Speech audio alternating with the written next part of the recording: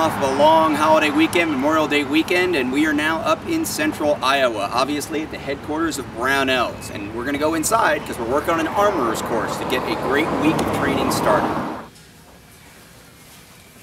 Alright, Tony, this place is amazing. The work you're doing here with Ken and what we're about to do with my Daniel Defense guns. These are my demo guns. You've seen them. Yeah. Kind of see kind of the crud that I've allowed to build up in there. Yes, sir. This idea of running an armorer's course the day, whether you're building, you're repairing, or you're just cleaning your gun the day before a rifle course, I really appreciate you guys getting on board with this. What are your thoughts? I think it's great. I wish more people would do it because everything goes hand in hand.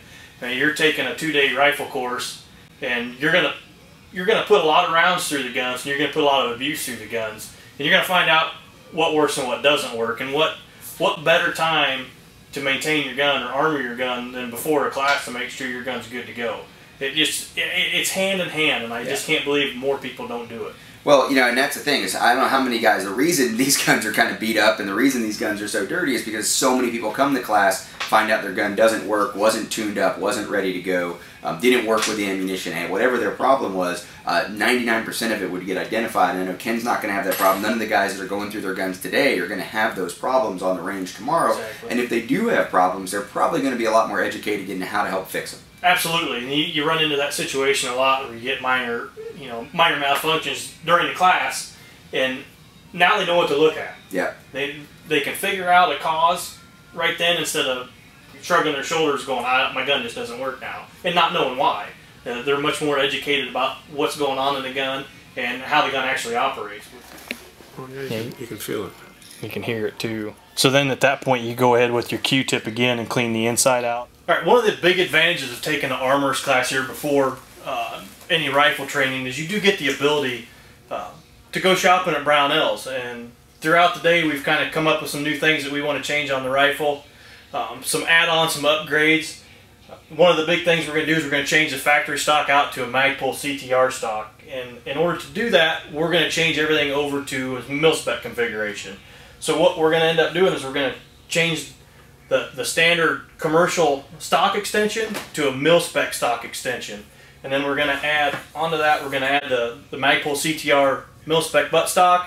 And we're going to also add Magpul sling plate, which is going to allow us to run Magpul sling, which is a single point convertible to a 2-point sling. You told me what the reason for changing to the stock is tighter, better adjustment. Yeah, just a better fit than what a factory stock is, or your standard mil-spec style stock. So it's going to be a better fit. You have the ability to change butt pads on it. So it's got a nice rubber pad on it now instead of the slick plastic pad that's got pretty aggressive diamond pattern in it, which some people don't like. You can put up to, I believe, about a 1/2-inch pad on the back of this.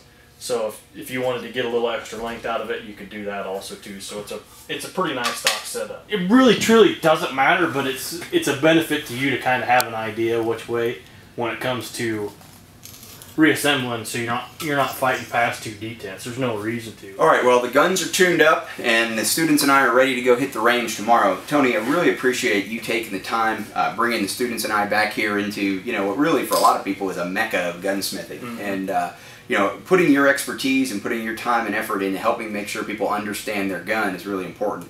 What do you think are the top 2 or 3 things that somebody, whether it's the factory Daniel Defense gun they just got, or it's a parts gun that they bought from you guys and put together, what are the top 2 or 3 things you want to make sure everybody remembers when it comes to their AR gunsmithing?